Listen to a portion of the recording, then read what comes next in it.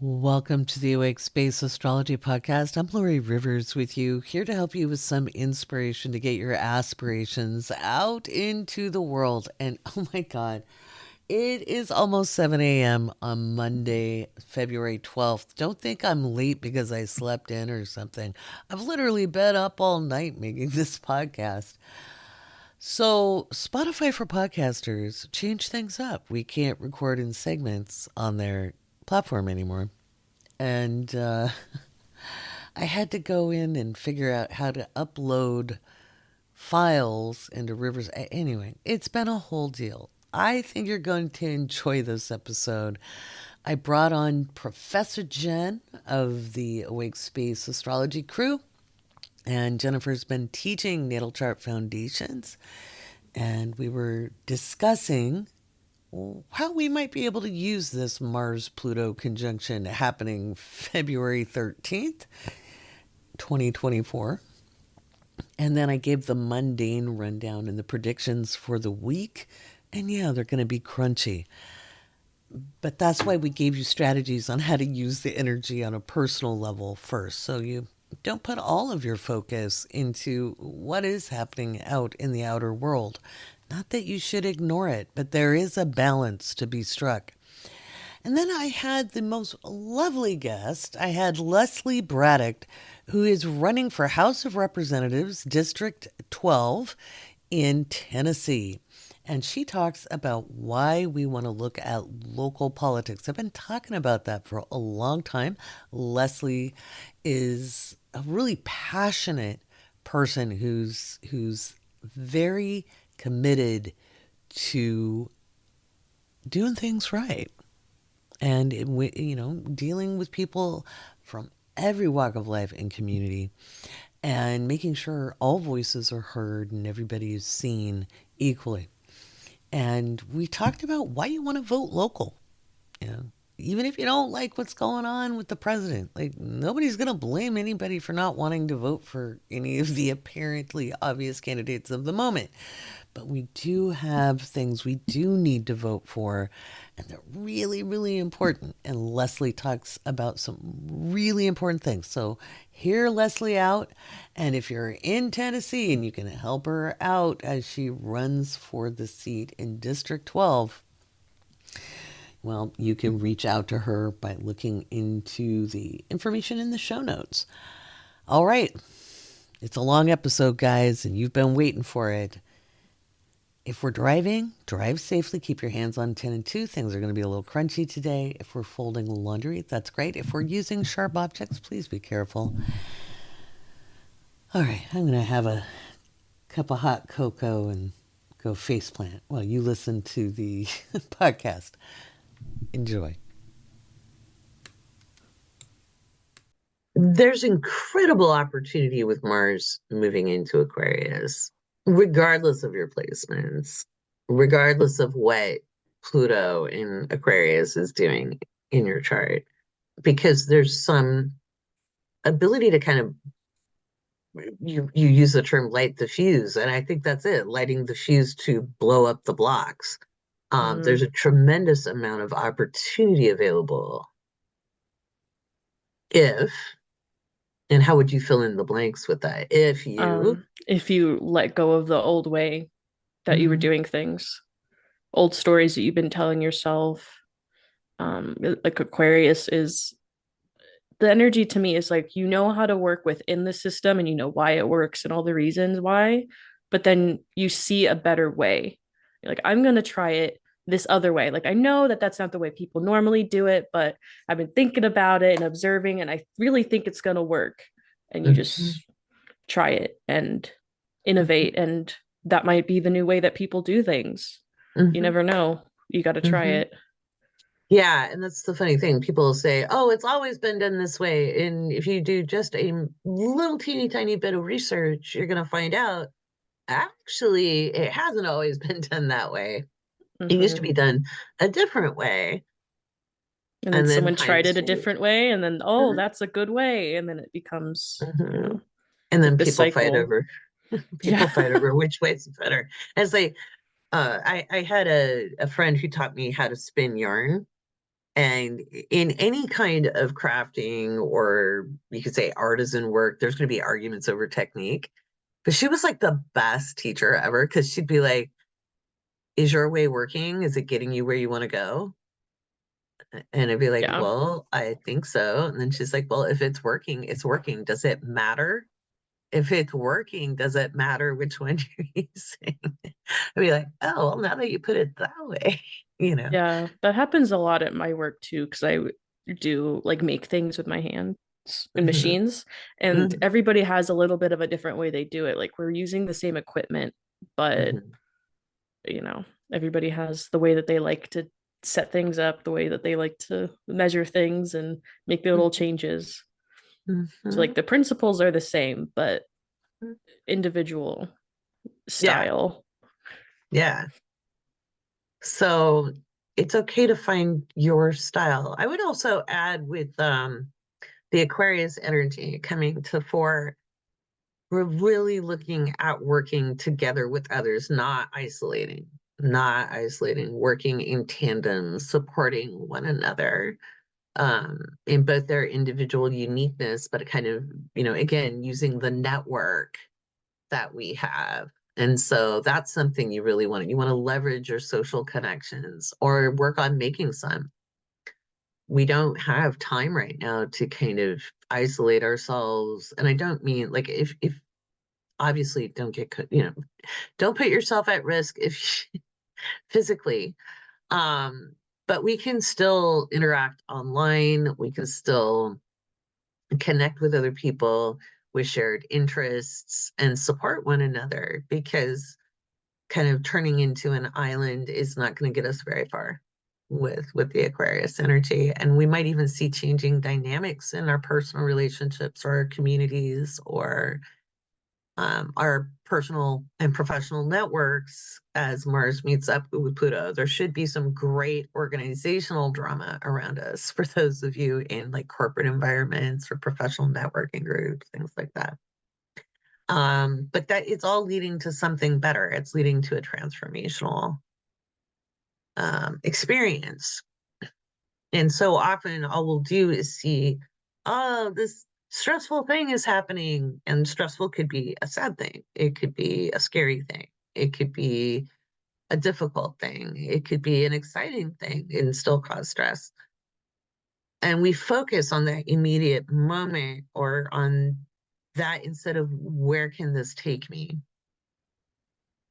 How is this shaping me into a more authentic version of self? Um, you've got some experience with that. Oh yeah. What's your sage advice, madam? Hmm. Well, it is like acknowledge those feelings as they come up, but don't sit in them. Like you can set a certain amount of time aside that you can just wallow and just feel, because you don't want to bottle it up and not acknowledge that it's there. But you Mm-hmm. also don't want to like luxuriate in the pain and get Mm-hmm. stuck, Yeah, because that it's really easy to it do is. that. But at a certain point you're like, all right, I gotta, put on my big girl pants and keep it moving. Yeah, yeah, But yeah. you're allowed to feel those feelings and to like have some moments of breakdown, and Mm-hmm. that's really healthy to kind of release, but Mm-hmm. also, yeah, like acknowledging it but not identifying with the pain. There you go. I think that's 100% there. Feeling it and not identifying with the pain. It's not a Girl Scout badge, Hmm. and the breakdowns are great. They don't feel great at the time. It can suck. That's a lot of pain to feel, or anger or frustration. But once you have a break, and I'm not talking about a full like mental break. I mean, mental breakdowns suck. Had them. But even just a big emotional moment, a big ugly cry, right? Hmm. Those can be really beneficial Yeah, you gotta because release the pressure a little bit. Yeah. Yeah. Yeah. And Yeah. then there's an opening. Yeah, like it makes room for something Mhm. new, for you to do Mhm. something a different way or come to Mhm. a different understanding based Mhm. on the experience. Mhm. Mhm. So before I do the segment, because I'm going to do the segment on world events Hmm. separately, and it's going to be crunchy. Okay, there's no lies. We're going to see some things that will be emotionally very difficult to digest. The world is going to see some really ugly things, and we have been seeing ugly things in this world.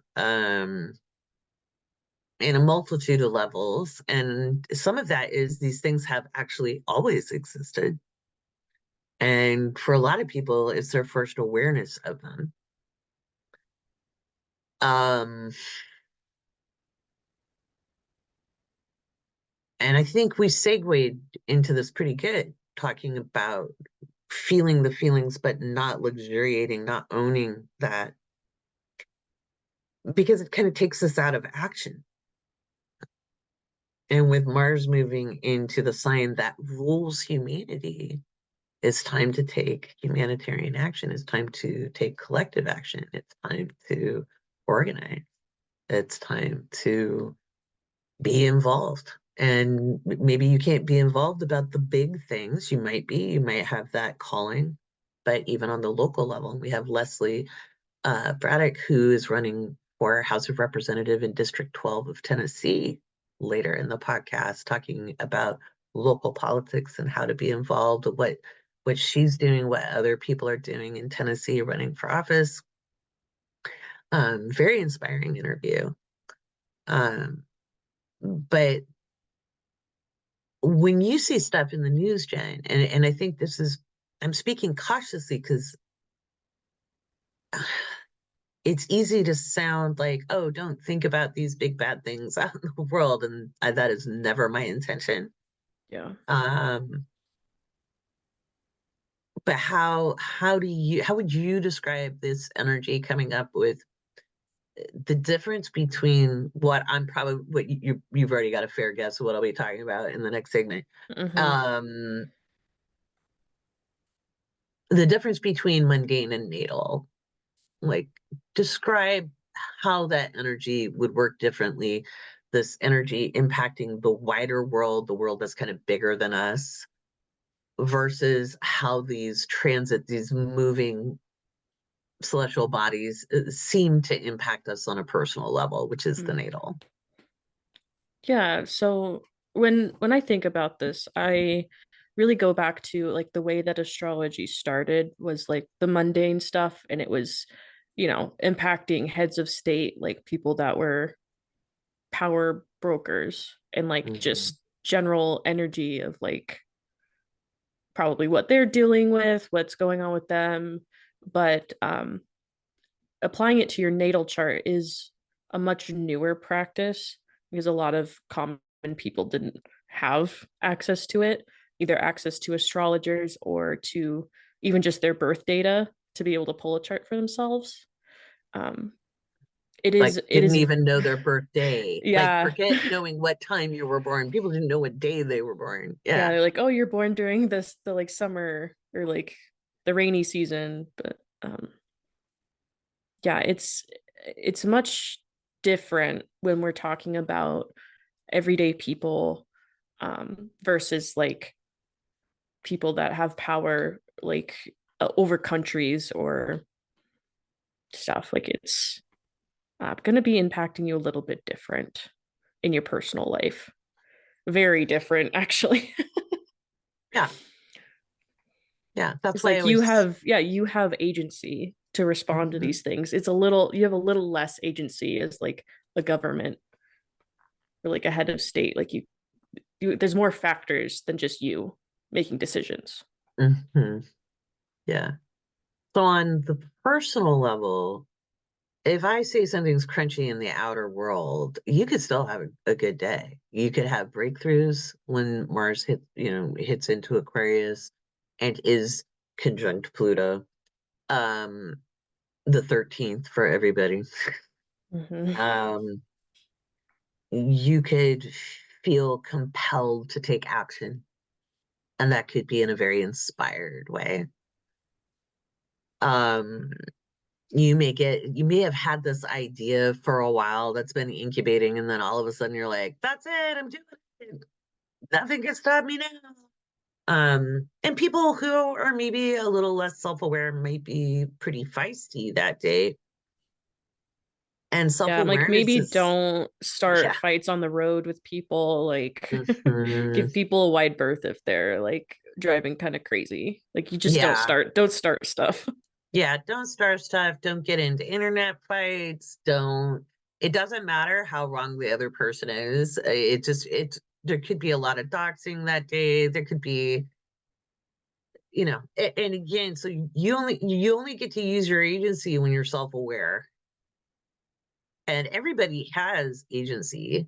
Everybody has free will. But if you don't know how to use it, you might as well not have it. And that's why the argument for fate works, because fate happens when people aren't using their free will. And you say that as a blame statement, or you could say that person hasn't had the opportunity to learn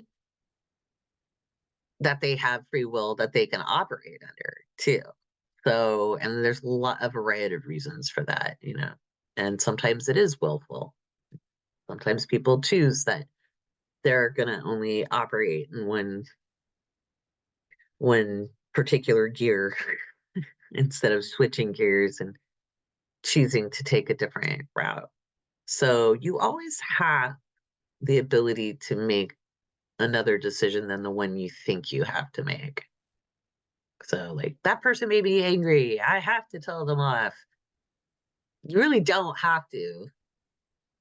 You could really deal with your anger. You could be like, that person made me angry. I'm going to go be successful and show them Yeah.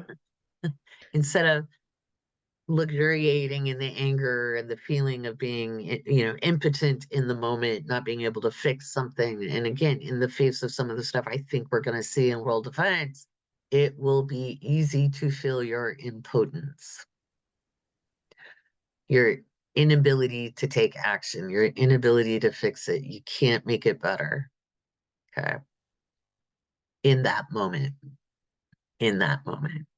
you cannot undo what is being done. And so it's okay to take the moment, like you said, Jen, that feel the feelings. And then look at what you can do.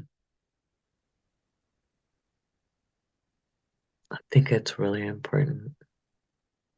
Yeah. Yeah. Everybody's like, what is she alluding to? You'll find out in the next segment. And I'll give even more details in the Patreon only podcast, just because some of it's political. And I'm kind of I'm not kind of, I'm keeping the more detailed political content behind Patreon for good reason. And not just because I want you to pay me for it, but there's my own protection reasons. So, because it's a wild world, you know. So I think there's a lot to look forward to on a personal level with this transit. I do. Yeah, I really like that thing you said about blowing away blocks, because that feels like very, when I look at this chart, like that's the energy. Like there's movement forward on something. So much. Let me animate this forward. Even though this animation tool has got me in trouble. But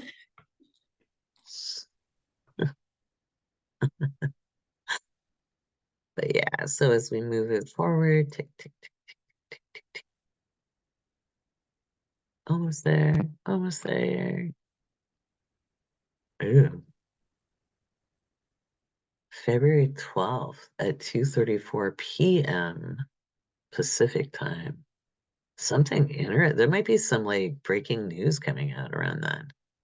Look at that chart. That looks interesting. I wonder if Gavin Newsom's going to announce something. I don't know. We're just going. By the way, what did you think of my Super Bowl prediction I made in the Discord? Oh, that was so funny. Like, I also don't really care about sports, so I was like, oh, it was right. Right? That was kind of. Yeah, because I have like my family was rooting for the Chiefs, so I was like, oh, well, that would be nice that they're gonna win.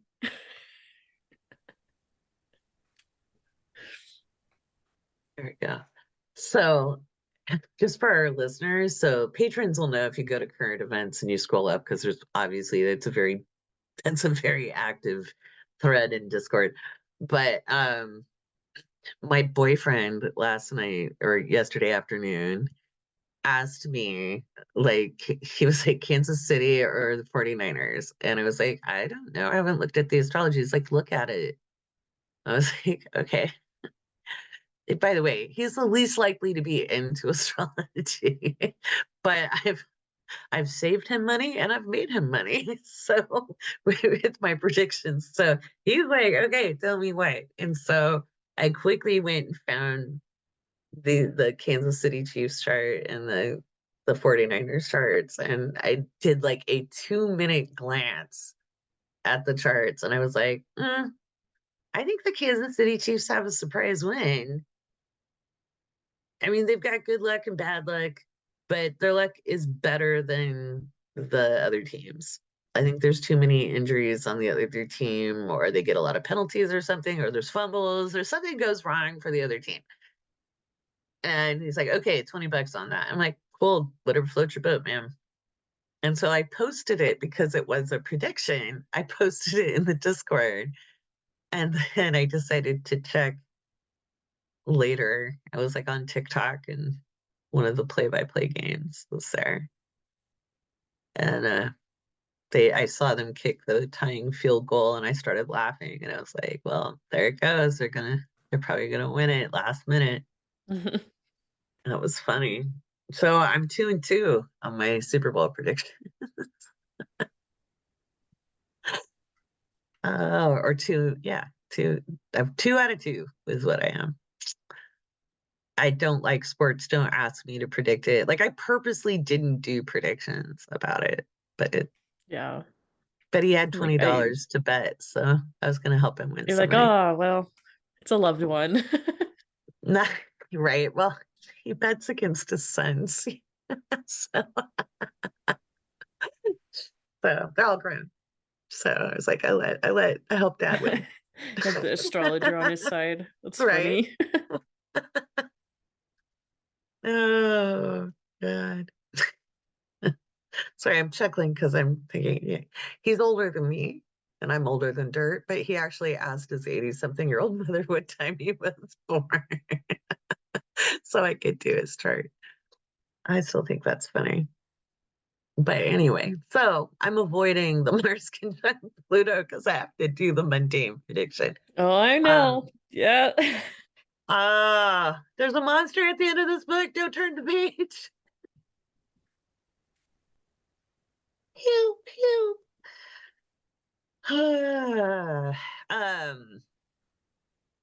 Man, on a personal level, though, this is sweet. Yeah. Yeah. What do you see? Like, wait, like if you had a client in front of you, and I mean, obviously it depends on their placements, but on a personal level, like what do you see as the greatest opportunities with this kind of astrology happening right now? I would say like if you've had an idea that's been percolating, you'd be like, maybe this is weird, but like I think it'll work. Or like I've been thinking about it for a long time and like I haven't had the right opportunities or like it just hasn't been right timing. It might be time. Mm-hmm. Mm-hmm. Mm-hmm. I might just get the Mm-hmm. energy to be able to like make the first step.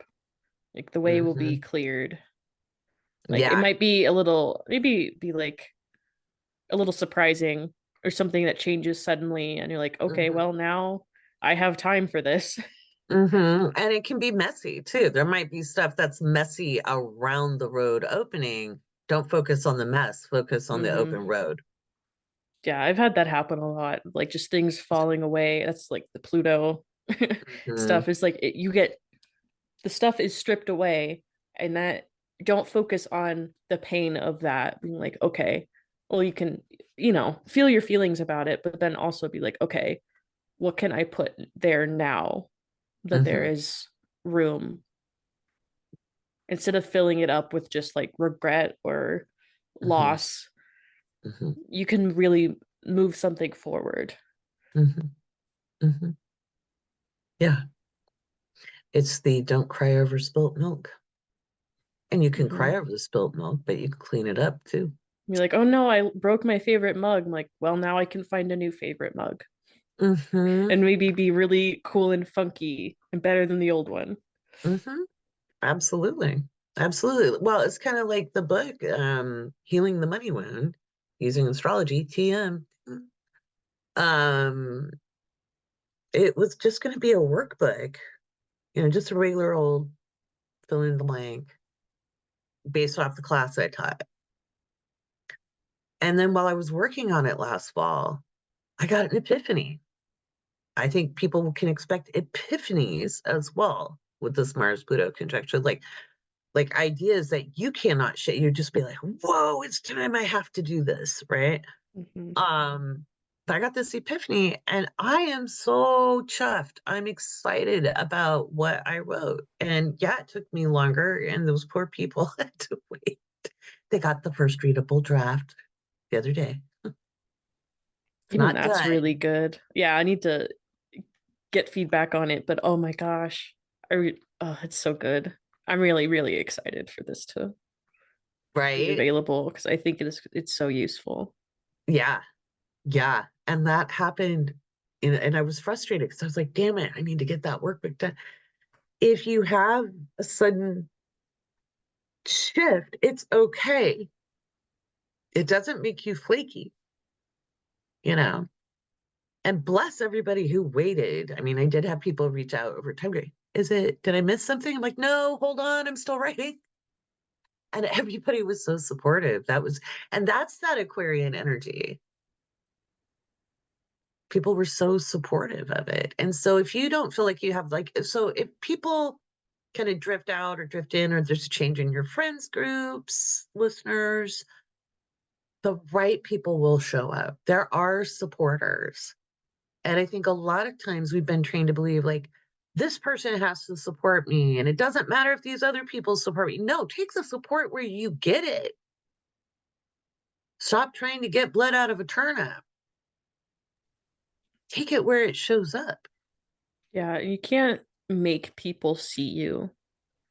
It's better to focus on the people that already do see you, instead of searching for validation from people that, might not ever give it to you. Or maybe even if you do get their validation, it's not going to give you what you think it will. Yeah. So I think we've warmed people up to the idea that it might be a little intense on the 13th when Mars and Pluto connect. And it'll probably be, honestly, I expect things to be intense pretty much from the 12th evening, from actually nighttime, 11 p.m. Pacific, into like the 17th, up until the 18th when the sun moves into Pisces. I think we're just going to see, it could even be a little bit longer than that, until Mars is basically at about 8 degrees of Aquarius. We'll feel it more intensely, at least the first 5 days. And so, but that could be on a personal level, just an intense drive to do something, and in a positive way. So don't expect things to feel horrible on the inside. Like, don't be like, oh my God, everybody else feels horrible, but I'm feeling really energized and inspired. Don't feel bad about it. Just run with the inspiration, because no amount of misery is going to fix some of the world's problems. It's not. It's not. It doesn't mean you dance in celebration at what's happening. That would be obscene. But you still can have your own personal joy. That takes nothing away from world events. Because, in fact, if you're not robbed of that, then you have the ability to find inspiration to take action in other ways that benefit the world. And Oda is agreeing. She's come in. She says, you know what action you can take, Grandma? You can scratch my belly. It takes nothing away, does it? No. Oh my goodness. You're so naughty. She came in for a kiss. I really like the expression of joy as an act of rebellion in the face of people that want you to be beaten down and worn out and not able to take action.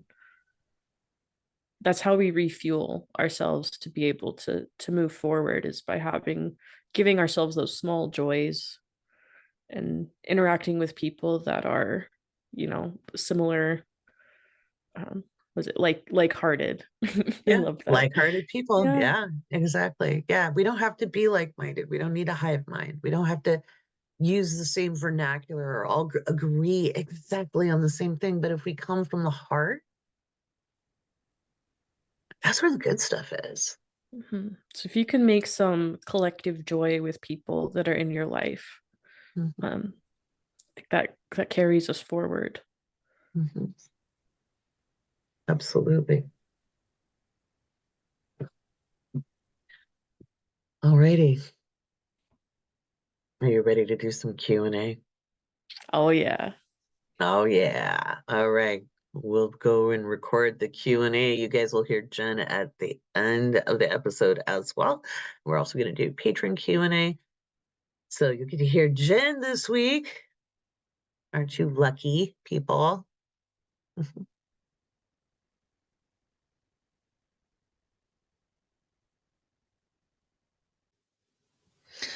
Well, I'm kind of bummed we've lost our background tracks because that helps make up for a multitude of recording sins.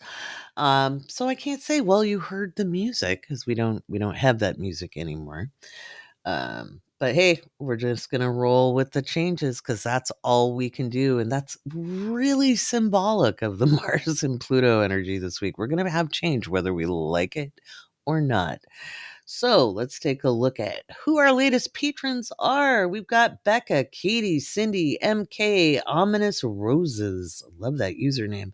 Jordan, GB, Rebecca, Michaela, Holly, Amber, Amanda, Heather, Brianna, Mary, Natasha, Carter, Stephanie, Lauren, Vanessa, Lisa, Jennifer, Christy, Christina, Manny, Sarah, Cynthia, Tawny, Rebecca, Elizabeth, Danielle, Nina, Ann, Tierney, Nicole, Anna Banana, Yoko, Lisa, Wendy K, Karen D, Saturn, Emily, Ann, Miss Kelly Queen, Alyssa, Benga, Jude, Emily, Alma, Anais, Geraldine, or Geraldine, Madam Fancy Pants, Megumi, Sam, Jacqueline, Stacy, Dee, Nicholas, Seth, Elizabeth, Alicia, and Nikki. Thank you all for being our newest patrons.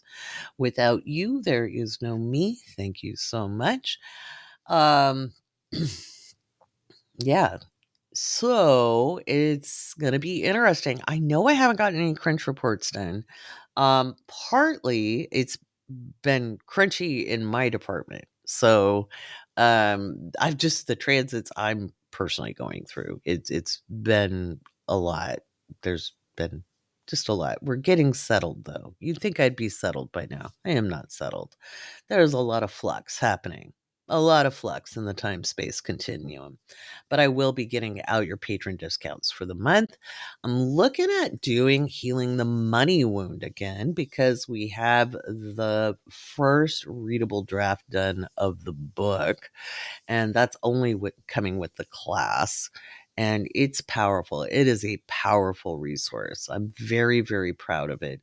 It's very usable information. You don't have to be an astrologer to understand it.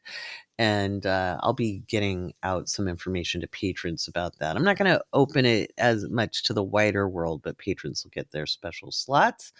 Looking at doing some patron-only TikTok live readings to showcase what I do and how I do it. I think I've got that logistics figured out. I've done it a little bit, but trying to get it figured out on how to operate it so that it's easier on my eyes and all that fun stuff. But I think we do. I think I've got it figured out. I think the setup's pretty good on that. Also, if you enjoy gaming, I'm a gamer.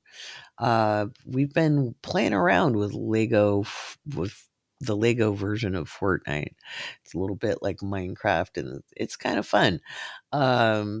It's a great way to get together and talk astrology, believe it or not. We can talk about especially your Mars and Venus signs. And so I'm looking at ways to get people having fun doing that with me. And maybe we can have some talks about that in the Discord, or I'll put a poll out in Patreon. And we'll find out how we do that together. Yeah, we'll find out. We'll figure it out, won't we? And that'll be kind of fun. I needed to lighten things up. It's been heavy, my friends. So if you've been feeling heavy, you're not alone. It is the energy of the times we live in. All right. Thank you, patrons. And just keep your eye on the posts. They'll be coming out. All right. Up next, we're going to be hearing from Leslie Braddock, who is running for House of Representatives in District 12 in Tennessee. And she's going to talk to you about how you can be involved in your local politics and why it's important in this Pluto and Aquarius era, especially in 2024. All right, let's give a quick mundane rundown. What does the mundane mean? Well, it means political, weather, financial, what I think is going to be up in the headlines. I will say I did one fun prediction where I called the Super Bowl. I think I talked about that with Jen.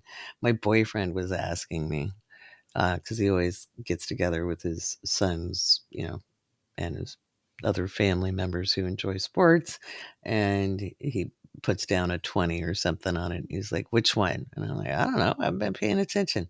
He's like, well, go pay attention and let me know. So I was like, well, I think the Chiefs win on a lucky break. They have better luck than the other team. And anyway, if you want to see the evidence of that, the screenshots are up in current events in the Discord. That was pretty funny. So I'm 2 for 2 on the Super Bowl, which is kind of good for somebody who doesn't watch sports ball or care about it at all. The moon is popping into Aries today, February 12th. It isn't quite there yet as I record this. It's there soon, though. Let's see. Where are we at? Oh, it just did pop into. No wonder. I can finally produce something because the moon finally hit my 5th house. So the moon is in Aries. The moon is in Aries. It's February 12th through the 14th. I think we can expect to see some big storms or natural events. I think we're going to see some issues. Just conflicts can escalate in Southeast Asia, South China Sea. Could see some conflict between China and the Philippines can get a little bit bigger. That's been an ongoing situation. We're going to see border conflicts escalate, and the Middle East conflict could expand as we move towards the 18th, if not before then. And I wrote these what to expect in the headlines back in January. So this is from the Awake Space Astrology magazine. We could see some big accidents, like a big air crash. Now, this could be like a military plane. This could be a cargo plane. This is something very, very significant that we could see. We could see some massive infrastructure damage and collapsed buildings. And I'm not just talking, not in war zones, but maybe by weather or seismic activity. We could see attempted coups, insurrections, and political violence. This is global. It is not just in any one particular country. We could see a world leader assassinated or deposed. Potential terrorist attack or threat in North America or Western Europe, or one is claimed to be prevented. Pay attention to that caveat. Or one is claimed to be prevented. Explosions, bombings, and acts of terrorism in general. Global, not just where your mind went. Public fights over food, issues over land, water, mineral rights. Global. In fact, I would put your eye on the Caribbean and South America, as well as maybe Central Africa as well. Potential volcanic eruptions, seismic activity over a 6.0 is likely in any seismic zone or region. Food crisis causes conflict between nations or within public market spaces. And this could even be in the Mediterranean region in Southern Europe, or up into like the Balkans. Food crisis. Oh, I did that one. Public violence in city center, mall, or other public venue. I'm thinking Western Europe and North America. So war expands in regions with conflicts, ongoing conflicts. So there's already ongoing conflicts in that space. Keep your eyes on Eastern Europe, Middle East, China, Taiwan, and South Korea. So there's that. February 14th through the 16th, we're going to see some big financial failures, some big businesses fold up or find themselves in default. We're going to see some big market volatility. We're going to see trade agreements end or broken, issues with food supply and or processing plants, recall on food products, including with grain, vegetables, soy-based, global financial crisis and supply chain disruption. We're going to see explosions, demolitions go wrong. Middle East conflict expands. Explosions at manufacturing or food processing plants. Huge weather issues, including lightning, hail, tornadoes, sandstorms, or torrential rain. Depends on where you live in the world. We've got listeners in 72 countries.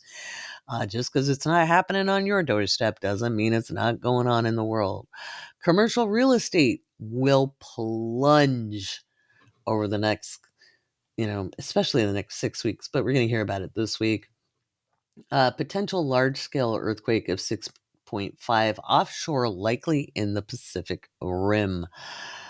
And that is the Pacific Rim is the Ring of Fire. It's going to just in that region. So North, South America, Pacific Islands, Asia, up to Alaska, Japan, Russia.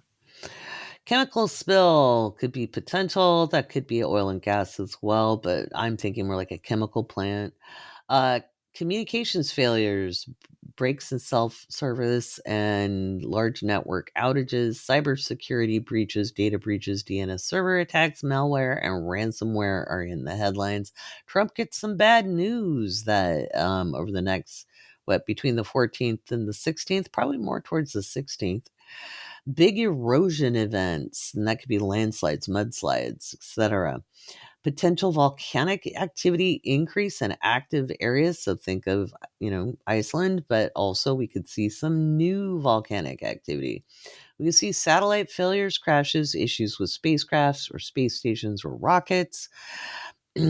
And then February 16th through the 18th to wind up the week, it's going to be windy worldwide. There's going to be some very strange windstorms, and they'll be very powerful. These could be big cyclones, big hurricanes, or hurricane force winds, but big winds coming. And again, not everywhere in the world, but we'll see it in the headlines. We can see mud flows, strange tides, issues with water supply, mass casualty event, or shocking violence. Stabbing is likely. Communications failures, satellite failures, signals jammed, radio frequencies interrupted or disrupted.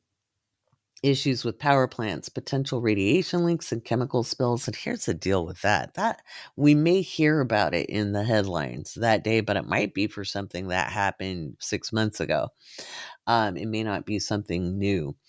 Government computer systems down, or hearing about hacking or issues with government computer systems. This would be any government, not just the United States government. Solar flare disrupts communication, most likely radio waves and some internet. Potential seismic activity above a 6.0 in any active region. Mexico could see something over a 5.5. Data leaks, sensitive material made public, broken agreements, tensions escalate in border disputes.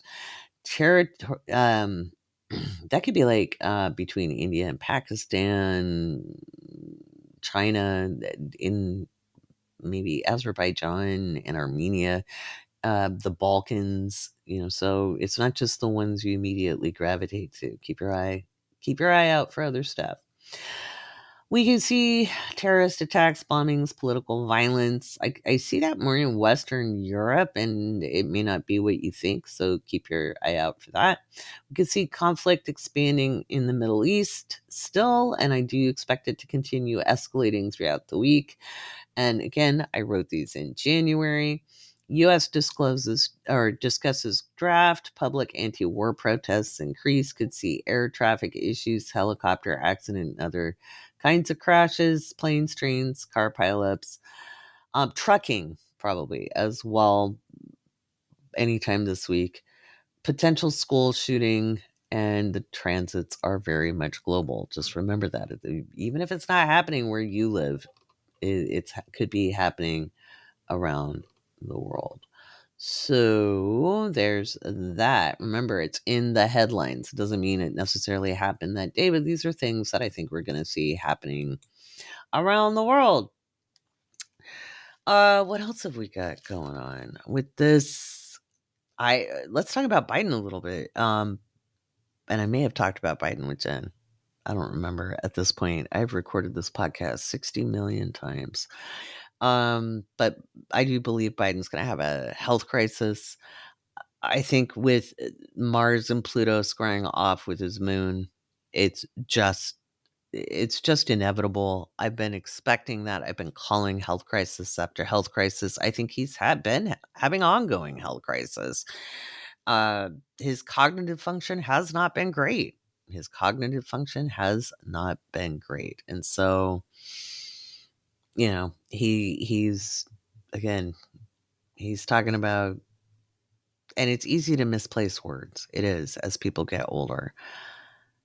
And he may be sharper on the inside than he's able to verbalize outside. That's still cognitive impairment. And again, I don't understand why there are those who will be offended where that's called into question. And it's a problem. We have too many elderly statespeople who refuse to train the next generation to take over, and it leaves a power gap in this country that is dangerous, and it puts our national security at risk. It puts our domestic policies at risk, and it erodes confidence in our government with the people. So it's not good. So, and I don't wish ill on pretty much. There's a few people I wish ill on, but not very many in this world. And I hate to see the elderly misused, so they're easily manipulated. I've been involved in too many not-for-profits and local community organizations where you get a board full of people who had prestigious careers, and they're in their later years, and they are not always as acute in their perceptions as they were when they were younger, and they can be manipulated. I had to deal with that time and time again when dealing on, local boards for local organizations. And so if it can happen at that level, well, it could happen at any level.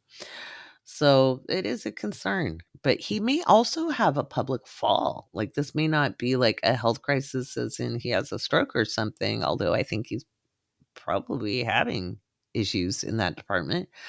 He could slip and fall. He could trip and something could happen. So it's probably going to be very sudden and very weird. And I expect to see this between Tuesday the 13th and probably the 18th. So anytime in the next 5 days, we could see something go on there.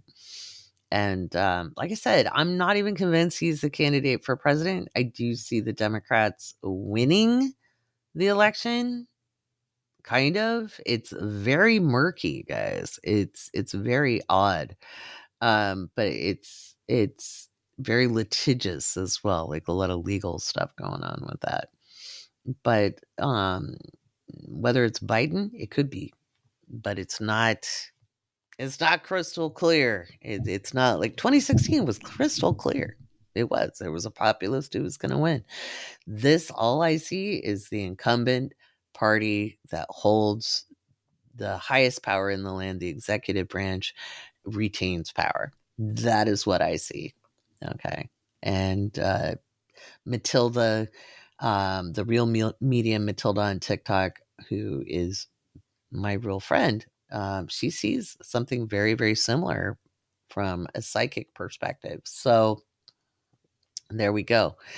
We're both saying the same thing, and we don't look at each other's predictions.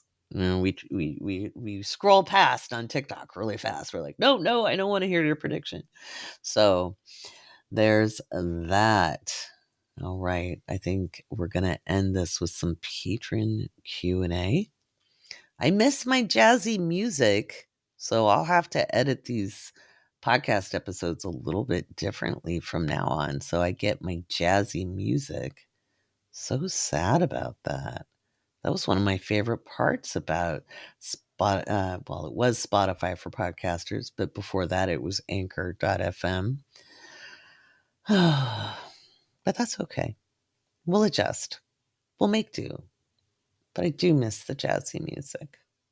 All right, let's do some Q&A from patrons.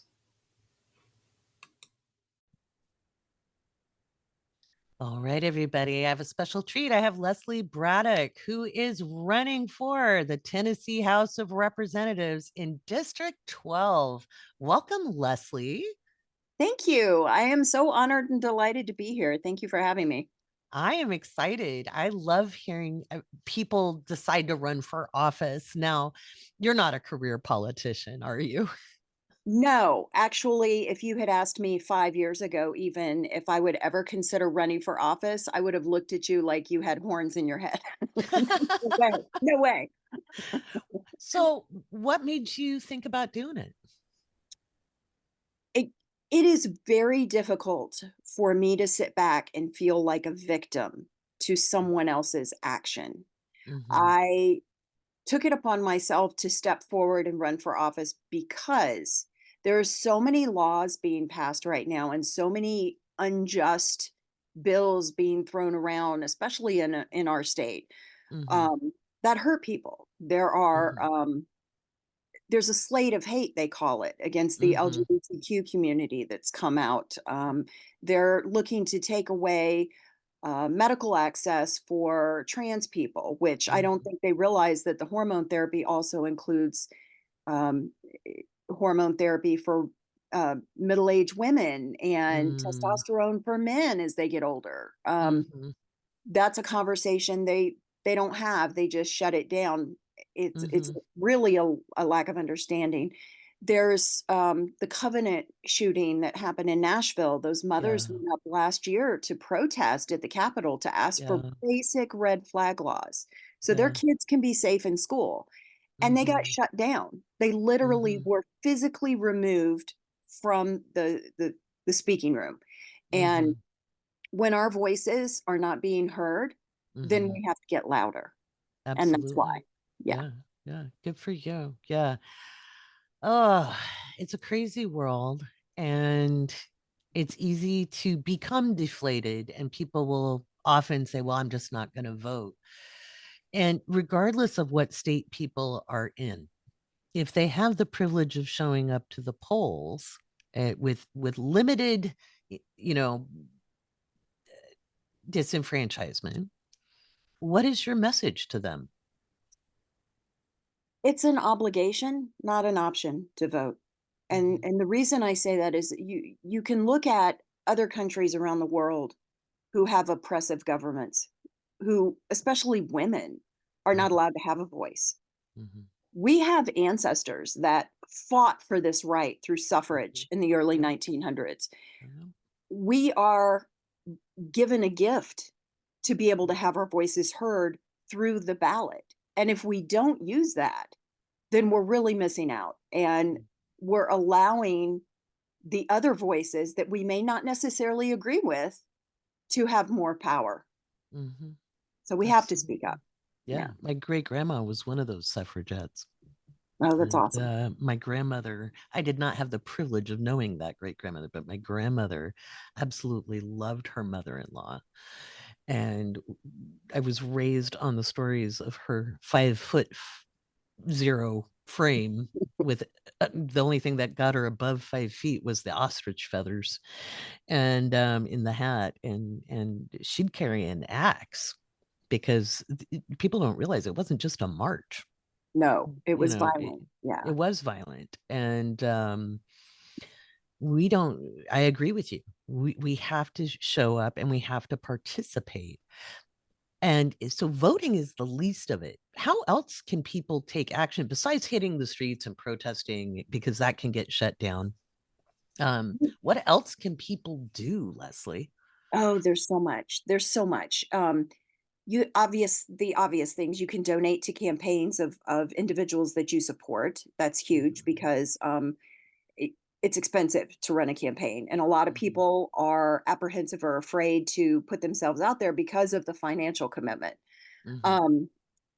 The big thing that I think is calling and emailing, communicating with your representatives and your senators, whether that's a state level or national level. A lot of times when these bills go through or up on deck to vote, they'll say they don't hear from their people, or the only side they hear from is the one that, oh, well, we don't want trans kids in our schools, or we want school vouchers, and 85% of the state of Tennessee does not want that, but they're trying to push it through. And we have to be loud, we have to call, and we have to be consistently present.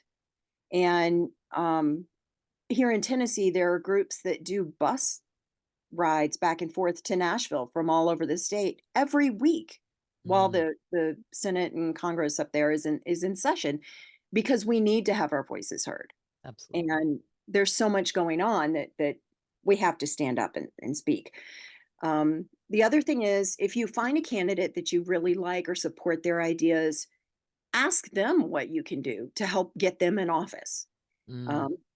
Like, for example, I have a stay-at-home mom that's volunteered to make phone calls for me closer to election time. And I have another stay-at-home mom that said, look, I don't even live in your district, but I support your ideals.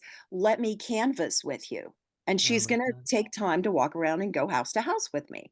So it's depending on your level of commitment and what you're able to do, there is always something you can do. But reach out to the candidates that you like. And I'm not going to put party on there because it could be independent or whatever. Right. And ask them what they need. And they'll tell you. I promise, they'll tell you. So we had an interesting talk before we started recording, and you brought up a really important thing. So like in your district, there's 100,000 voters. Right. And in the last election, you said there was 40% voter turnout. Yes. In the state of Tennessee, we had 40%. In the state, which nationally, it's better than the national average, but at the same time, because I think 35%, it might have been higher last time because, last time. But in general, we go pretty low in this country on voter turnout. And then people think, complaining is going to fix it. If when it comes down to 100,000 votes, of possible votes, and you're at 40%, that's only 40,000 people who Mhm. show up at the ballot. The difference in who wins isn't that big. No, it's not. And that's what's shocking. Like in my particular county, I believe we had around 20,000 people vote out of 100,000 last election. Wow. So it's Yeah. much lower than the 40% here. Um, Mhm. so the win numbers for that are, 14,000 can guarantee an election to somebody. And to Right. get 14,000 votes is just a matter of doing the work. Right. It's doable. We can Right. flip a lot of places that are um, have been stuck in the past. I'll say it like Right. for Exactly. a Yeah. while. Like Mhm. I would, when I win, I speak in a positive manner. I'm going to be the first woman to ever sit in this seat. That's a Well, big yeah, deal. that's a huge deal. Yeah. Yeah. So a lot of times the focus is on the federal elections. And rightly so. I mean, we need to think about all levels. Why is it so important to look at state elections, Leslie? What does that actually do for people on the day to day? Well, obviously, the federal gets all the press. They get the news. They get the different TV shows, whatever. They're always talking about federal. The state elections and even your local school boards and your local county commission, that's who makes laws that really affect you. Hmm. They're the ones that control whether your kid gets free lunch or Hmm. gets embarrassed and has to get a peanut butter sandwich and gets If they're called lucky. out. Um, Yeah. they're the ones that the state laws especially, they're the ones that make it um, difficult to leave the state if you're a woman looking for accessible health care. Hmm. Hmm. And in Tennessee, where there is a bill right now sitting in our House of Representatives to make it illegal to help anyone leave the state that's a woman looking for healthcare, accessible bodily autonomy healthcare. Hmm. Hmm. Just like Texas, they're copying the other state, and Hmm. we have to stop that. Hmm. They're looking at no exceptions, same type of Hmm. deal. Women end up dying because of this, Yeah. and I'm working with, and this is key also. It's yes, everyone should get involved. Everyone should do their part. But it's also my responsibility and the responsibility of other people running for office for us to connect and work together to defeat any kind of hatred that comes across. Yeah. Um, I'm working with different women actually that are running for House from Clarksville, Tennessee, from Nashville and Knoxville, all over the state. And we're forming relationships now so that when we get to Nashville, we can be productive and hit the ground running. Right. And it's a communication thing, it's an activity thing. We have to be prepared, Yeah. and that's where we're going with it. I So, love that. I love that. I love the collaborative energy because that's really what's going to take moving yeah, forward. We have yeah. to have collaboration. Um, so a lot of times people, when they're running for office, bring a lot of idealism or, they have their stump speech. And again, before we started the recording, you were talking about getting in front of people and having those one-on-ones. And so when you're talking to people on those one-on-ones, do you talk solutions? Yes. I Mhm. actually had an excellent conversation last night. I attended a wrestling match for the local high school. I have a friend whose daughter wrestles. And the gentleman sitting next to me, we struck up a conversation and ended up talking about politics for 2 hours during the entire match. And Nice. I presented some solutions to him for things that he was concerned about in our Mhm. government. For example, he doesn't like the fact that we had corporations giving so much money to politicians. And I said, Mhm. well, there's a solution for that. Um, let's set a budget, and every seat of government is allowed so much money to be able to run. and they get that from the government itself without any outside influence as far as money goes.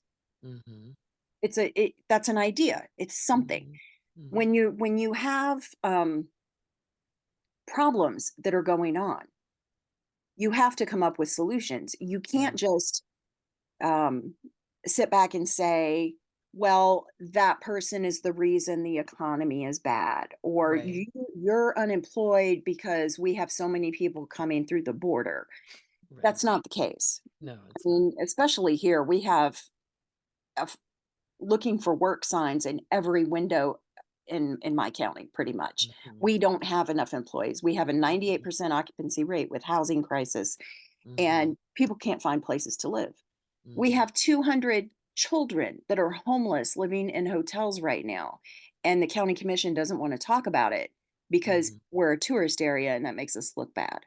Mm-hmm. So we have to come up with solutions. I've actually reached out to the Salvation Army, which I do have some issues with their LGBTQ policies, and I told them that. I also said, let's sit down and have a conversation because we have a problem that we both care about, and let's try to find a solution. At the same time, if I'm involved, they're going to have to not have a discriminatory policy because I won't work with that. Right. But we can talk. We can sit down at the table with people we may not necessarily agree with and try to find solutions. Absolutely. Yeah, we So, don't have to be besties. We just have right. to find answers and It's solutions to business. problems. Yeah, Yeah. yeah. Come to some kind of agreement. Absolutely. Yeah, and as you said before the recording, and we can repeat this. I say this all the time on this podcast, and life is not a spectator sport, let alone democracy. And this year especially is so important to hit the local politics, because the if you want corporate money out of politics, if you want third parties to have a chance, if you want any of that, that's done at the state level. That Right. won't be done at the federal level. Right. you know And I'm sitting back, committed to supporting term limits. I'm committed to not Mhm, taking corporate money. And I mhm. am completely dependent, like so many other people that think like I do, on the donations of, Jane and Jack. And Yeah. it is a handicap to a good extent. I mean, if I took Mhm. corporate money, I could really get out there and put some commercials on TV and really be more competitive. But then I'm selling out my ethics, Right, and I'm not going to do that. right. So the voters, I think, need to sit back and look at their candidates through a different lens. Mhm, And I've heard you mention before opensecrets.com. You can go on there and look mhm, and see who your representatives are taking money from. mhm. And then look at their record. The state house in every state has a list of bills that go up, and you can look for your particular representative and see what they voted for. And Mhm. you will find an amazing match on most all politicians, the money that they get to the favorable votes for those corporations when something comes Mhm. up that would affect them. Yep. And I am absolutely opposed to that. That's buying of votes. That's Mhm, part of the reason that we have the craziness that we have right now. mhm. Um, I'll give you a good example, pharmaceutical companies. We have a really bad issue with opioid addictions in the state of Tennessee. And the people that are complaining about it the loudest are the ones that are taking the most money from the pharmaceutical companies. But they don't want to do anything about expanding mental health care, which would expand the ability for the people in addiction centers to continue to get care after they leave the center to address the issues of why they became addicted in the first place. Right. So they're not doing anything to help. They're not coming up with a solution. They're just Mhm, complaining about it. mhm, mhm. Yeah, And, there are solutions. absolutely there are. What about red flag laws? I think I think we're so tired Yeah. of seeing babies, you Yeah. know, It's children. no child should have to know what they're going to do in the case of a school shooting. It is traumatizing, even Mhm. when these children don't experience any kind of violence in their school. The Mhm. actual practice of a shooter drill Mhm. is traumatizing, Mhm. and Mhm. our children should not have to go through that. Mhm. Um, I'm not saying that red flag laws are going to 100% stop any kind of violence in schools. No, Because it it won't. probably won't. Yeah, yeah, But if it stops one, yeah, then it's been successful absolutely. because that's Well, if we children. have to take our shoes off at the airport because Yes, one person at one point right, may have had an incendiary device and an insole, right.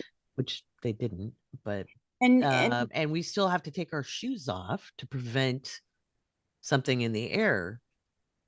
You would think we'd apply the same logic to schools, that right. where we don't want people, Again, that goes back to corporate money. If you look at the ones that mhm, are refusing to implement red flag laws, most of them are taking money from the gun companies. mhm, So mhm. it's it's out there, open secrets. I'm serious. Everybody go look, Yep, check what your yep, guys are doing yep, because yep. they're compromised. Most of them are compromised, and that's both parties. I'm not gonna. No, it is both parties, and you'll be amazed at who takes what from whom. Yeah, Yeah. it's shocking, Mhm, really. mhm. Um, Yeah, this idea, the polarity of good guy, bad guy based on party is also not useful. Um, Especially at the very local level too, because you get yeah, out and you meet your neighbors, right? right. Yeah. And you may have very different beliefs, right? Absolutely. And that's something that I am also adamant about. I refuse to speak ill of another politician on any Hmm. level. What I Hmm. will do is argue the policies. There you go. I have Gosh. no problem with that. I will tear up policies I don't believe in. Hmm. Um, Hmm. but I'm not going to personally attack someone. I Hmm. think that's below the belt. I think that's unethical. We need to put decency back into our political system. And Hmm. and I mean, I know that it's always going to have the ability to be corrupt because any position or seat of power has that. Yeah. But at the same time, we can be kinder and gentler and bring humanity back into it.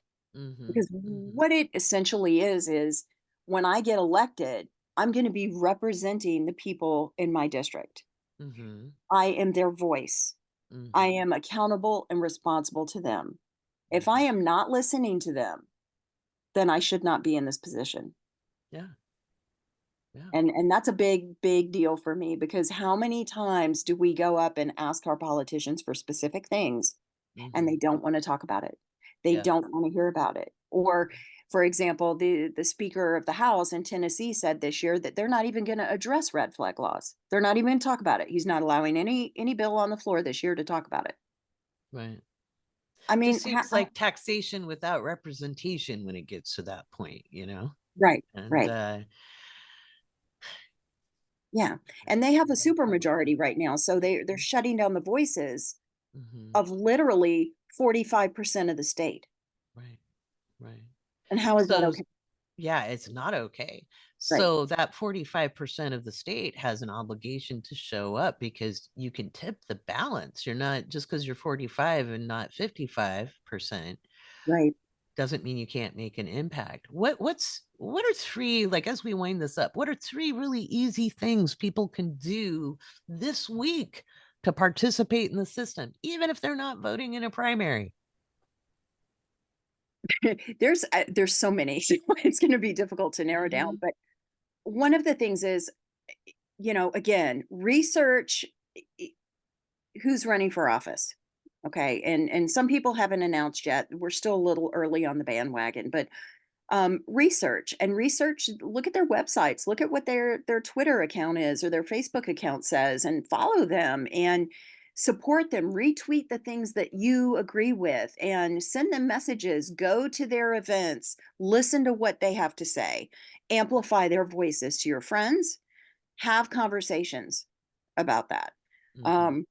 I know that in this political environment, it is so difficult sometimes, even with family members, to, well, especially family members, to have conversations about politics. So don't make it about party, make it Mhm. about issue, make it about Mm. substance. Mhm. What affects your kids? What is going to affect the grandkids? Are school vouchers going to help you when you may not have access to a private school because you live in a rural area, and it's going Mhm. to take money from your school to give to private schools? And Mhm. how is that fair? How is that Mhm. okay? Have those conversations, not necessarily person or party, but topic, because Mhm. then you can start to heal some of the rifts that have happened. And Mhm. I'm not saying that everybody needs to go back and make nice. I'm not saying that at all, but we Mhm. do need to have dialogue. I Yeah. think that's key. Yeah. So starting that, um, again, reaching out to your representatives when you see a bill you love, let them know you support it. When you see Mhm. something you really disagree with, also let them know that you disagree Mhm. with it. Mhm. That is important because most of the time, if they're a reasonable person, they're going to take that seriously because Mhm. they usually want to get voted back into office. Mhm. And if enough people oppose it, they're not going to be. Absolutely. So you have Absolutely. power. We're not They um, wouldn't be trying to stop you from voting or get you to feel right. like you don't matter if you didn't have power. Right. We all have that power. So it's a matter of just using it and really making your voice be heard. Yeah. And just one final thing, because this is the awake space, and yes, I talk a lot about astrology, but I also talk a lot about politics because I'm a political analyst by training and an astrologer by profession. There's a lot of people in the so-called spiritual community who will say they're above politics. And I, for one, will say you can't be spiritual and be above politics because it affects everybody's everyday life. But what would you say to encourage people who don't like the messiness of being human? And when we look at politics, how are you convincing them to show up and vote? Not necessarily, like, maybe not for you, maybe for somebody else, but how of course you want them to vote for you, but how do you convince those people who feel it's just too messy? We sometimes have to be messy. We have to get messy. It's not fun. A lot of things aren't fun. Um, I happen to enjoy running for office. This is my first time doing it, not a career politician, never thought I would do it. But it is also difficult when I have to sit down and have those conversations sometimes. It is hard, Mhm. but this is how we get to the other side. Mhm. Nothing in this existence is given to us easily. We Mhm. have to fight for it. If you look at in psychology, there's a lot of things we go through with trauma and other things that we have to heal from to get to the other side. That's Mhm. messy. If you Mhm. look at, a spiritual walk, you you also have things that you go through to teach you lessons so that you can get to the other side. Politics Mhm. is very much like that. And Mhm. if we don't do the work to get to the other side, it's we're not going to get there. So Right. we have to step up and speak out. And being above something, I think, is um, privilege. Yes, it And is. Yeah. when you are truly spiritual, you look around at those that are suffering from some of these laws and things that are passed. And if you're truly spiritual, you have empathy and understanding for their plight and their situation, and you're willing to be their voice. Mm, So, if not for yourself, do it for someone else. absolutely. That was beautiful. Thank you so much, Leslie. It was such a joy to have you on the show. I really appreciate you having me, and I'm glad we finally got it together. And I know we had some schedule wrangles. But guys, you can vote for Leslie in Tennessee House District, House of Representative District 12. Get Yes. out the vote wherever you are. Thank you, Leslie. Absolutely. My pleasure. Thank you, Laurie. Right. We're doing some Q&A here on the podcast. Jen is with me. Hey, Jen, long time no see. Yeah, totally. It's been years. So we get quite a few questions from patrons, which is awesome, and we love to answer them. And so some of the questions we answer in patron-only Q&A, and some we answer here on the Awake Space Astrology Podcast. So I'll be asking Jen, because we went through the questions and sorted out like the more technical astrology questions, like super technical, those go into the patron-only Q&A. And that's its own little podcast episode, which makes it easier to find. And so I'll be asking Jen what number next, and then she'll tell me and I'll scroll to it on the Googly form. So just so people know when I be like, hey, which is next? Jen's given numbers, and it's not confusing. All right. So this first question we're going to answer is from Cheyenne. And it's actually two questions. Both are good.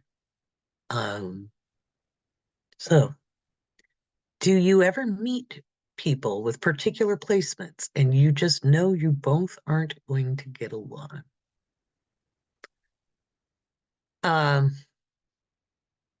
Jen, you answer first. I'll follow up. I mean, there are certain placements for me personally that are like red flag, but I don't write someone off just because they have that placement. It's just like maybe I need to interact with them in like a different way than I normally would, so I can like adjust my behavior around it. But I don't like to just write people off because they have a certain placement. I mean, that would be bad astrology. yeah.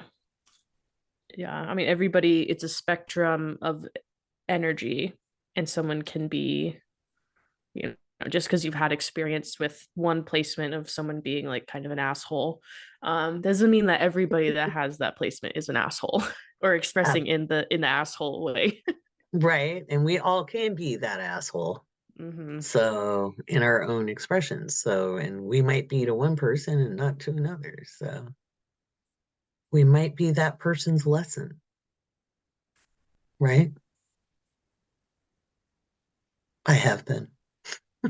Yeah. In general, I don't ask people I meet for their birth data. Unless somebody's coming to me for a professional reading or they're a close friend, I don't randomly ask people I'm interacting with, so what's your birthday? So I might guess.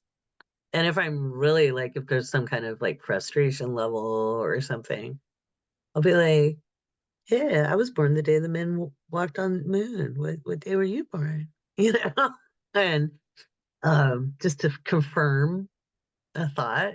But I don't ever meet people and just ask for their birth data. Yeah, I like to play the game where I'm like talking to someone, and then with the way that what they're talking about and the way they speak, I'm like, okay, like maybe they'll have this placement. So it's usually like after we've been speaking for a while that I'll ask. Yeah, exactly. Exactly. But when I first meet somebody, no. But there are people like when I meet them, I may not like them, you know. But I've also made friends with people I didn't like when I first met them. Yeah, because just how they interact on a first meeting butted up against how I interact on a first meeting. Once we got to know each other, then we got all on. So I don't ever rate people off in quite that way. But if I don't like somebody, you know, I'll be like, I wonder where that's falling. Wonder how that's going. But it isn't always a negative placement. It could be a trine. You know, it could be just maybe you're too much alike. You never know. So, but that's a good fun question. Um, but I don't write people off. So, um, well, okay, not true. Not true. In dating, Oh yeah. in dating, it isn't necessarily the people I don't get along with that I have a problem. There's particular placements where if I feel that energy and I do when I'm dating, like when I was actively dating, I would get people's information.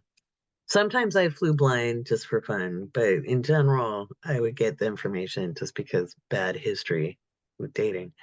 And so if I found certain placements were there, I would extricate myself Yeah. I'm just like, I'm because of, not looking for yeah, someone with like Pluto on my sun or moon. moon, or like they would have to be really old for that. So Well, and for me, it would be like my moon on their Pluto, you know.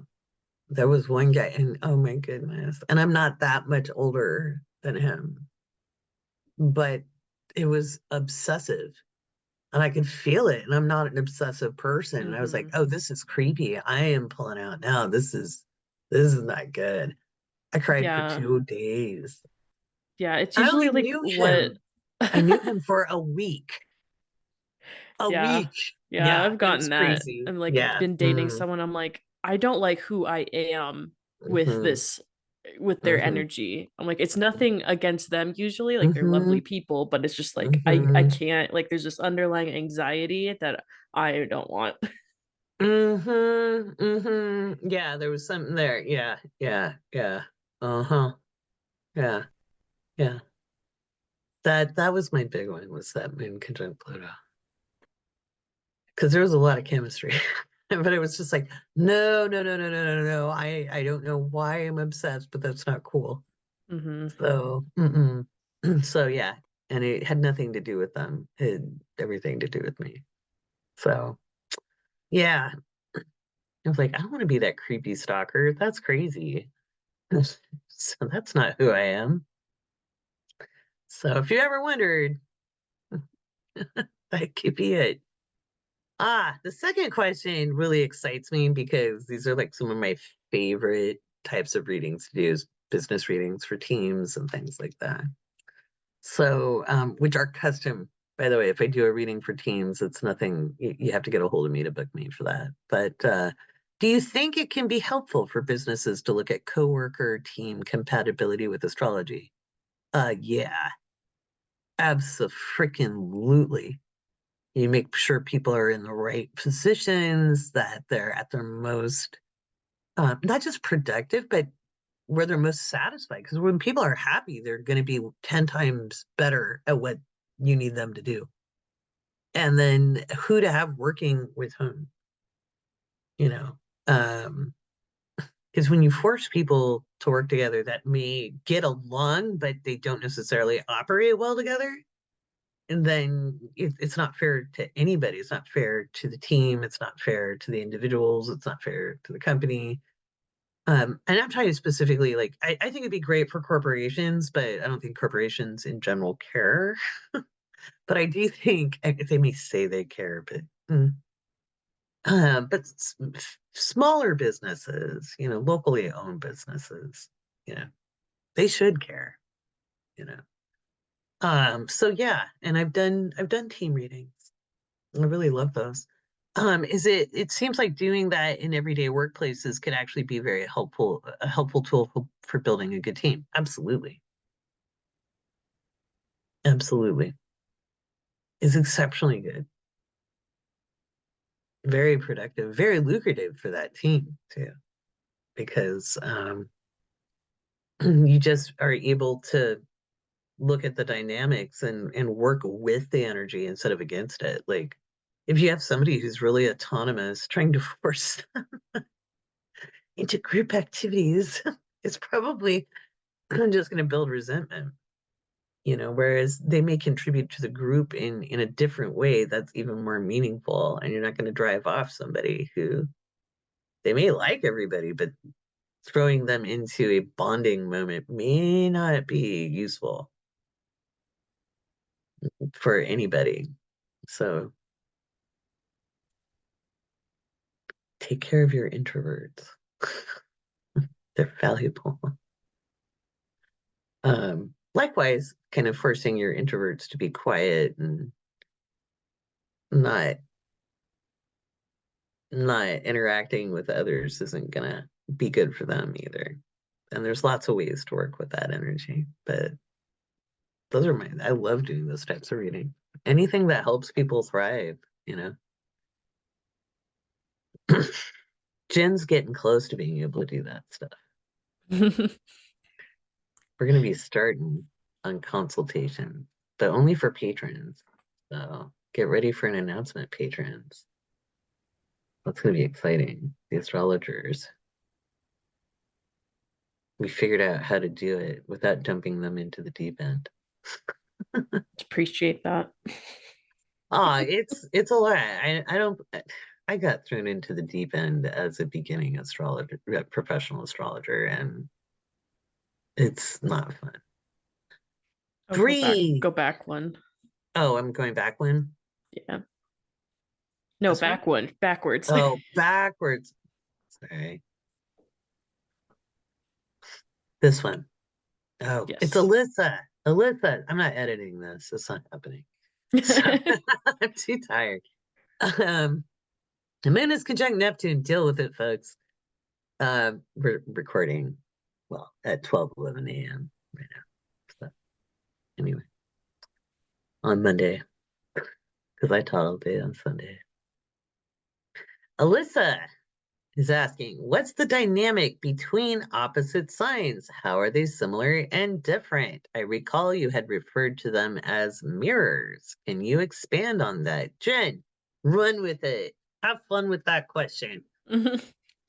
So I see the dynamic of opposite signs, or like sister signs, as people refer to them as. They are like two sides of the same coin.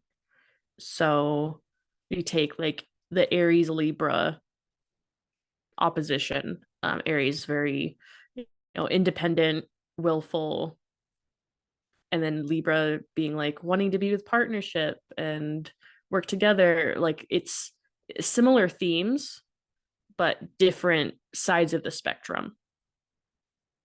And they're not like fighting. They're just like different ways to approach that energy.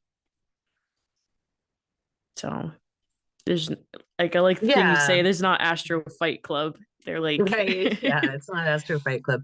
To rip off what you said with the Aries Libra dynamic, if you look at like a natural chart, and for those of you new to astrology, a natural chart is just like, we looked at a chart starting at 0 degrees Aries on the ascendant, then Aries being the first house and Libra being the 7th house, that's the opposite of each other. You have your individual energy and perception of self, and then you have the you that enters into contract and obligation with very close, intimate partnerships. And that could be a business partnership, that could be a spouse, that could be a best friend, your ride and dies, the people you are obligated to that aren't necessarily blood related. And so, or at least siblings, one could hope. But anyway, because I'm thinking of the ancients, I'm like, I don't know, they're married relatives, but we live in a modern day. But it's how that energy, the energy of self versus the energy of self with other, and how we share that energy. So Aries being, it isn't a fight club. They pair up actually pretty well. The Aries and Libra energy can get along very well. They'll be like, oh, you're my kind of person, because the Aries knows exactly what it wants, and Libra's like, oh, that's cool. I'll come help. So it's like, oh, great, I have an extra pair of hands, right? So, but they work well together. They tend to, people who have opposite signs tend to get along pretty well. And I know right now I'm going to get a million. I don't get along with my opposite sign. Well, what else is going on in their charts? Because there's all 12 signs and multiple placements. And you have all of it in your chart. So everybody, even, so if you're in Aries and you don't like Libra, well, you've got Libra in your chart. So what don't you like about yourself? Oh, right. So it is mirrored energy. They're polarities. So that's what we have to say about that. What's the next number, 10? 11. Okay, thank you. I was going to be like, we don't need to do your other left, Laurie.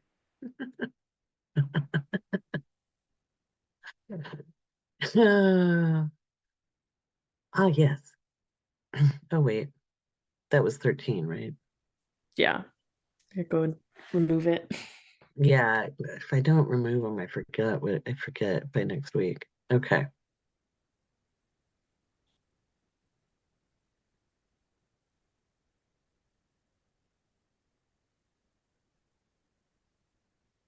Okay. Sarah asks, I have a couple of questions rolled into one. You don't need to be sorry, Sarah, because I think they're all related. Why do 12th house placements get such a bad rep? I'm going to answer that one, and I'm going to give Jen the floor for the rest of these questions. Bad astrologers are why 12th house placements get such a bad rep. It's not good astrology to just vilify something. And it's a hard house to describe when you're into the tangible, because the 12th house deals with the intangible, the unseen. And we live in a society that really favors extroversion. And so when you look at things from a very classical standpoint, somebody who's a little shyer is a little more introverted. Well, that wasn't considered the better thing, right? By society. Does it make it wrong? No, we've had an intolerant and very dogmatic society. It isn't nature for everybody to want to be a particular way. We have many different routes of expression. So I will argue, why do they get such a bad rap? Because there's a lot of pop astrology out there and people who haven't studied it. That's why. People love to weigh and measure everything and say this is the best and this is the worst. And I just think that's kind of limited. Isn't it cool? We're all different. All right. And the rest of the question for Jen, if someone has most of their placements in the 12th house, does it truly mean they will struggle with challenges most of their life? What are some of the positive outlooks on having 12th house placements? Well, Jen, what would you know? I'm the perfect person to answer this because I have 5 planets in the 12th house. It's kind of packed in there. So if someone has most of their planets in the 12th house, does it truly mean they'll struggle with challenges? I don't find that to be the case. I do. Okay, well, in my experience, most of the problems of the 12th house are self-inflicted. It might have started from stuff that happened or from like insecurities other people gave you, but it's usually people call it like the house of self-undoing, and I do find that to be true in my experience. It's ways that you are kind of can be oppressing yourself, thought patterns that you're in a sense like addicted to, or maybe just like actual addictions, just like things that are in your subconscious, patterns that you are repeating that might not be very helpful. And then on the flip side, once you learn to flip that energy and being like, that's not true. Who gave me that? What if I look at it this other way? It can be liberating instead. So there's those two like sides of the coin there. Yeah, that's just in my experience. I was very like self-deprecating for a long time. I would like make jokes at my own expense. And then I kind of flipped it one day. I'm like, okay, what if I do this different and I make jokes about how great I am instead? And that really changed up the energy once I started doing that. So I don't think you're not doomed to like struggle, but you do have to kind of be your own savior if you have 12th house heavy. Like nobody else can make those changes for you because it is very like deep subconscious stuff. So I think on the positive outlook that you can always change that energy because it is internal. I'm not saying that it's always easy or that it's going to happen right away, but small changes to how you operate like in your life, being like just a little bit kinder to yourself, not pushing away compliments when people say that you're great. Even if you can't accept it, don't deny it. Beautiful. That's really beautiful. I'm grinning ear to ear. Yeah, just people that poor No, 12th housers. Well, even if you don't have placements in the 12th house, we all have that area of life. Yeah. So we all have that area of life, and it is where we limit or liberate ourselves. And how we liberate ourselves is a very private matter. There's no fix it. There's no external button that you can push or drug you can take, or it doesn't matter how many books you read or whatever. If you're not doing the work, the changes inside, it's you're just like collecting things. Yeah. So beautiful.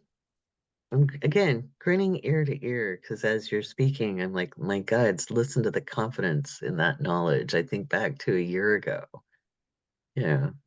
having you on the podcast. And if you go back and you listen to now, you just, you're proving it, my dear. I love that. So yeah, you're not ever doomed. You're not ever doomed. And I like that. That was beautiful. Going back to number 10. Okay. This is from Cheyenne. Someone asked a super interesting question on your live the other night that really got me thinking, and that would be TikTok Live. So I hope you can elaborate. They asked, do you think the US will break apart into different countries? And you said, at the current moment, we don't need to be concerned about that.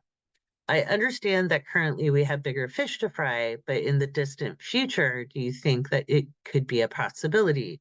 I think it's an interesting question, and I wanted your thoughts on this. People talk about the US being so divided. It makes me wonder if in the future it really will literally and physically divide. Thanks.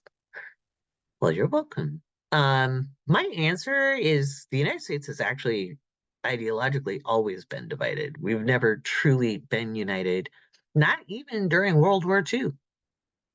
Not really. There were people who protested that war. There were people who didn't like our domestic policies. There were people, and who was considered people. That's changed over time. It's more exaggerated now, and I think we have so much more information available at all times now in a different way.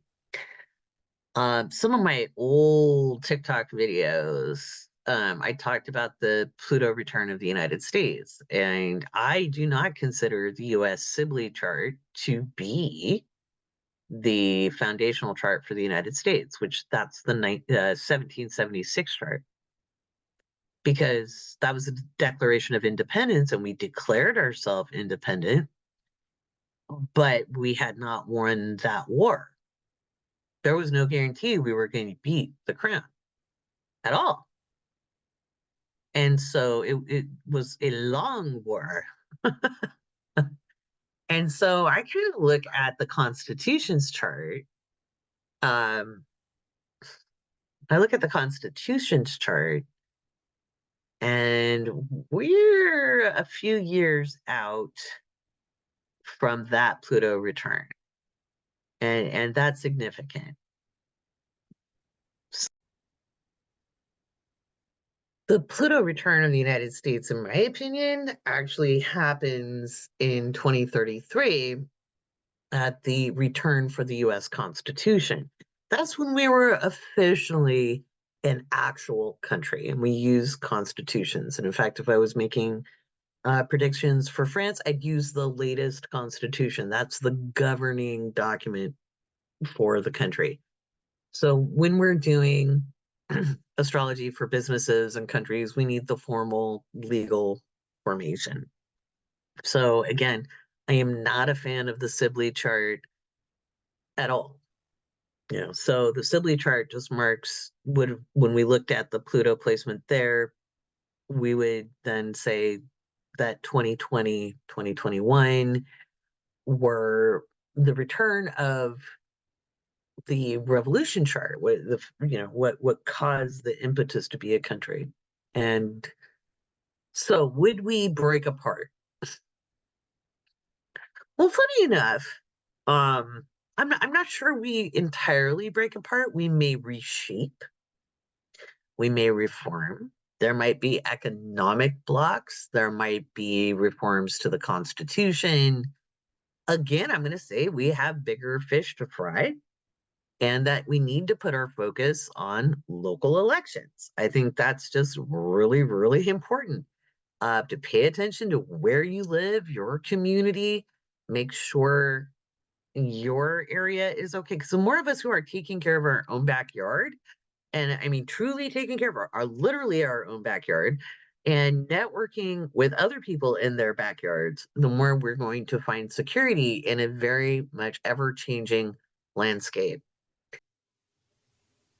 All right. I want to thank you guys for joining me on the podcast, bumps and all. So deep breaths. Don't let yourself be swallowed up by what's going on in the world. Yeah, we're going to see some ugly things this week. There could be some natural disasters, big weather. Yeah, we're going to watch in a lot of different spaces in the world, different conflicts escalate and be more intense. It's going to be a lot. So deep breaths, keep your focus, and do your best to keep moving. Okay, that's all we can do. And leaning to community, as Mr. Rogers' mother used to tell him, in times of trouble or when you see ugly things in the world, look for the helpers. All right, and maybe you are one of the helpers, so we'll look for you. Up next week, we're talking about Venus entering Aquarius, and that's a whole lot better news. So you don't want to miss episode 7 next week on Monday, and it should come out at its normal time. I'm Laurie Rivers, and I want to thank you for joining me.